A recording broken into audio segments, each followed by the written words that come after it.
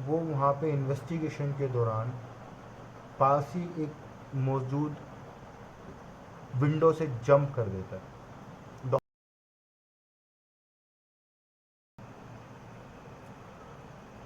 ऐसा क्या हुआ जो इंसान लड़कों में इतना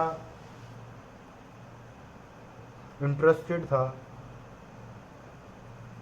वो एक प्रोफेशनल नहीं, मतलब he is an habitual criminal, he like meeting the boys, rapping them, but don't know why he also a married person, उसकी शादी भी हो चुकी थी, बट उसके बाद भी ही कंटिन्यूज ऑल दिस थिंग। वो बच्चों को अगवा करता, डराता, धमकाता, उनका रेप करता, और सिलसिला आगे चलता गया। इन्हीं सब चीज़ों के चलते वो काम पर भी नौजवान लड़कों को रखा करता, उनको अपने आसपास रखता। पहली चीज़, एक तो सस्ते या कम लेबर वर्क पे मिल जाते थे, because they are refugee to that place. Second, he is interested in the boys, so वो उनको मैनिपुलेट करके उनका यूज़ कर सके, इस वजह से वो सब चीज़ों को करा करता था। बट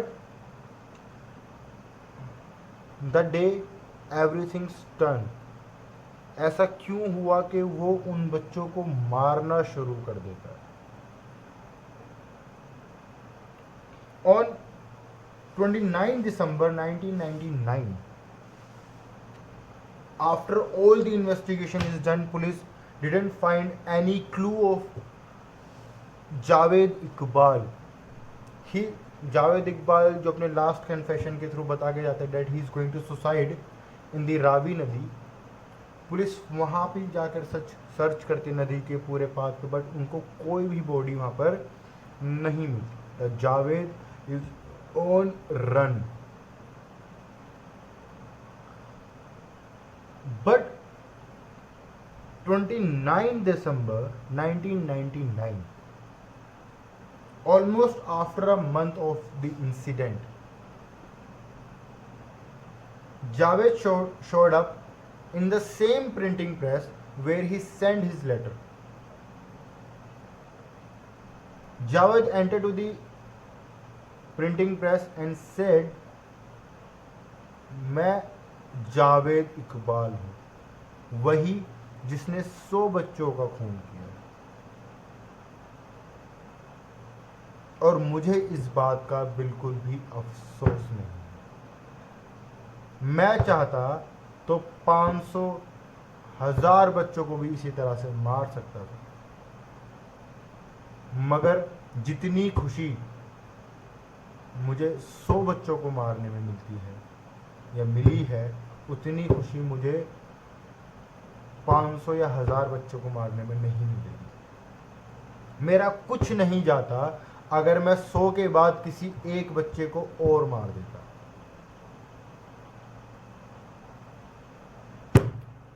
इतना सब सुनने के बाद उस प्रेस में मौजूद हर एक व्यक्ति अपनी जगह पर मानो एक पुतला बन चुका था। उनके पैर उनकी जगह से हिल नहीं रहे थे। Everyone is looking at Javed. उसके बाद प्रेस वाले या उस प्रेस में जितने भी लोग थे वो इकबाल के चारों तरफ इकट्ठे हो जाते हैं एंड दे क्वेश्चन हिम, ये क्योंकि उससे बात करते हैं अराउंड अगले 1-1.5 घंटे तक, जहाँ पर इकबाल सारी बातें उनको खोल की तसल्ली से बताता कि किस तरह वो उन बच्चों को पकड़ता था या उनको अपने बहला फुसला के अपने घर पर लेके आया करता, किस तरह वो उनको मारा करता था, किस तरह उनकी बॉडी को डिस्पोज करता था। Each and every single detail of that crime. Just imagine a person sitting in front of you explaining every single detail of the crime कि किस तरह मैंने किसी व्यक्ति को पकड़ा, उसको मारा और उसकी बॉडी को डिस्पोज किया। Just imagine.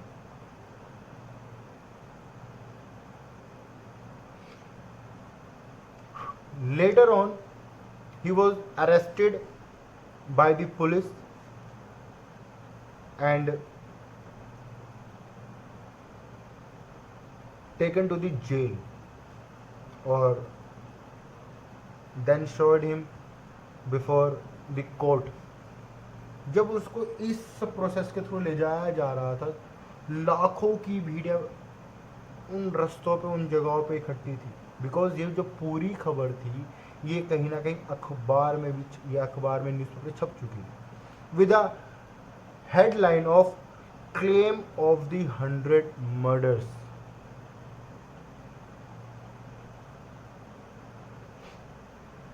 सौयों की संख्या में पुलिस वाले उसको घेर कर वहां से ले जा रहे थे, because the public was gone mad.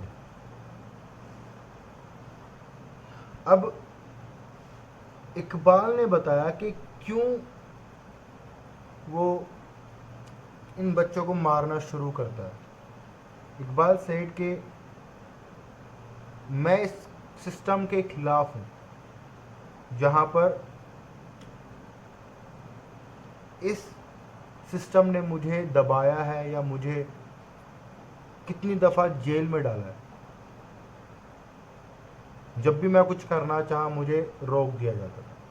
And he is not right. अगर किसी को कोई सुनेगा तो लगेगा कि यार कितना सही बोल रहा है बंदा, परेशान होगा तो क्या ही करेगा। बट द थिंग इज़ कि वो यहाँ पर जितनी चीज़ें बोल रहे हैं वो अपने क्राइम की रिलेटेड चीज़ें बोल रहा है, कि जब जब वो किसी बच्चे को रेप करने जाता था तो सिस्टम उसको रोक दिया करता था, या कंप्लेंट होने पर उसको अरेस्ट किया जाता था। सिस्टम उसको समझ नहीं रहा या सोसाइटी उसको नहीं समझ रही है बिकॉज ही इज़ गे। वो ऐसा क्यों करता है? The whole thing is, whole scenario is this.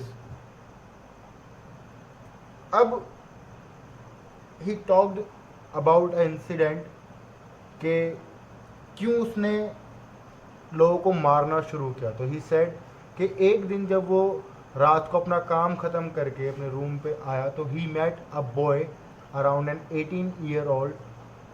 He is very smart और इकबाल उसकी तरफ अट्रैक्ट होने लगा था। लेटर ऑन दैट नाइट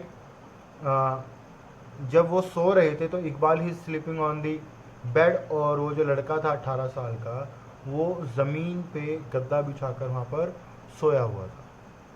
जब रात को सब लोग सो चुके थे तो इकबाल ने मौके का फ़ायदा उठाते हुए उस बच्चे के ऊपर अटैक करना शुरू किया, सेम जिस तरह से वो बाकी बच्चों के ऊपर किया करता था।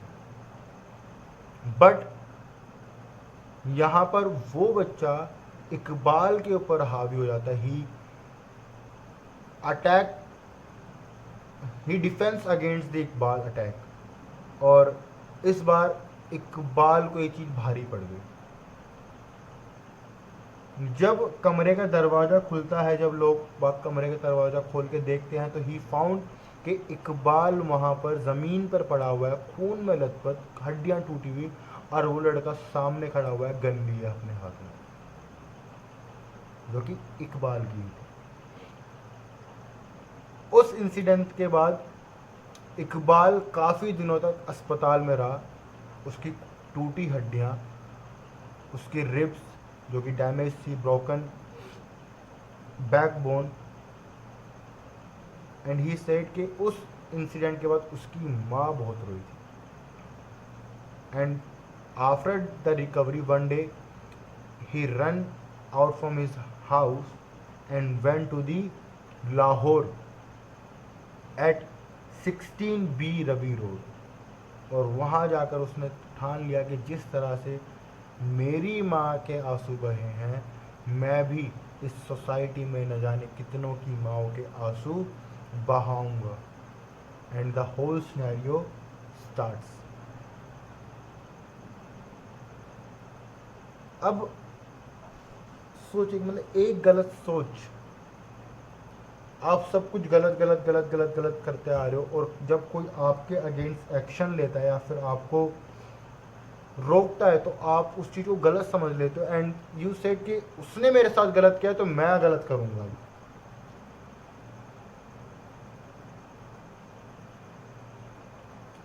लेटर ऑन इकबाल के जो साथी थे, जो कि एक मर चुका था, बाकी 2 माइनर्स थे, उन माइनर्स को भी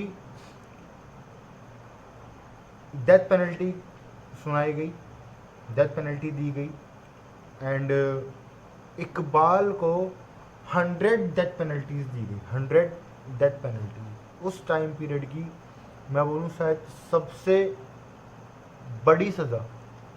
अब जज ने क्या बोला कि जज ने बोला कि शायद लोग बाग मेरा विरोध करेंगे, बट इस व्यक्ति ने जो काम किया, इस व्यक्ति ने जो दरिद्रता दिखाई है, उसके लिए इसको 100 मौतें, जिस तरह से इसने उन बच्चों को मारा है, जिस तरह से इन लड़कों को मारा गया है, इसको भी सेम उसी तरह से मारा जाए। द जज सेड कि इसकी बॉडी के 100 टुकड़े करके उनको एसिड के अंदर डिस्पोज ऑफ किया जाए, the same he did with those boys. Later on इस पनिशमेंट को चैलेंज किया गया in the higher court, and the higher court set के इस तरह की कोई भी पेनल्टी है आप किसी भी एक्यूज को नहीं दे सकते, because you also have to show some humanity. तो आप इस तरह की चीज़ें या इस तरह की पेनल्टी नहीं दे सकते। तो वहाँ से उसकी पेनल्टी को कन्वर्ट करके, चेंज करके डेथ पेनल्टी के अंदर कन्वर्ट कर दिया गया, and they both sent to the jail, Lahore jail. वहाँ के बाद सब कुछ कन्फेशन होने के बाद, सब कुछ होने के बाद जो उनका वकील था, उसने काफ़ी बार पिटीशन फाइल करी, उनको छुड़ाने की कोशिश करी। इवन ही सेड के जितना भी कन्फेशन दिया गया, जितनी भी चीज़ें बोली गई, सब झूठ बोली गई, इनको फंसाने के लिए बोली गई। Even the letters are wrong, जबकि उन लेटर की पुष्टि उनके घर से या इकबाल के घर से मिले हुए पेपर से भी की गई थी। राइटिंग को मिलाकर चेक किया गया था कि जो लेटर्स भेजे गए हैं क्या वो सही है या गलत है। द ड्रम्स जो कि इकबाल के घर पे मिले थे, वो भी इस चीज़ को बयां करते हैं कि हाँ, इकबाल ने उन बच्चों को मारा है। Later on 2001 9th November, the body found in the jail was of Iqbal and his partner in crime, Javed. No one knows how they both die at the same moment in the 2 different rooms. जब उनकी body को postmortem पे ले जाया गया तो वहाँ पर पता लगा कि उनकी बॉडीज़ के ऊपर कुछ मार्क्स हैं, इवन दो उनकी नाक से भी, मतलब प्रेशर के थ्रू, प्रेशर कुछ हुआ क्या हुआ, उनकी दोनों की नाक से भी ब्लडिंग हुई थी। No one knows how they both die, उनको पुलिस वालों ने मारा, उनको कैदियों ने मारा, या किस तरह उनकी डेथ हुई, नो वन नोज, या किसने उनको मरवाया। क्या इस क्राइम के अंदर कोई और भी इंसान मिला हुआ था या नहीं, या वो सिर्फ उसके 3 फ्रेंड्स और एक चौथा इकबाल उसमें मिला हुआ था, नो वन नोज। सेम यही क्वेश्चन अराइज हुआ था उस टाइम पे भी, जब इकबाल का साथी इशाक बिल्ला CIA के ऑफिस से कूद कर आत्महत्या कर लेता, कि वो आत्महत्या थी या मर्डर था, नो वन नोज। अभी हाल ही में इस पूरे इंसिडेंट्स के ऊपर, इकबाल के ऊपर एक डॉक्यूमेंट्री फिल्म भी प्रिपेयर की गई, डॉक्यूमेंट्री फिल्म भी बनी है। and the film got the best film of the Asia award. You can find it on YouTube or maybe some other platform, OTT platform. You must go and watch that film. If you like the video, please like, subscribe and share. That's it for today's guys. मिलते हैं अगली video में। और अगर आपको मेरी videos पसंद आती हैं तो प्लीज़ मेरी वीडियोस को ज़्यादा से ज़्यादा शेयर करें, मेरे चैनल को सब्सक्राइब करें, ज़्यादा से ज़्यादा कमेंट करके, लाइक करके मुझे मोटिवेट फील करा। मिलते हैं अगली वीडियो में। नमस्कार।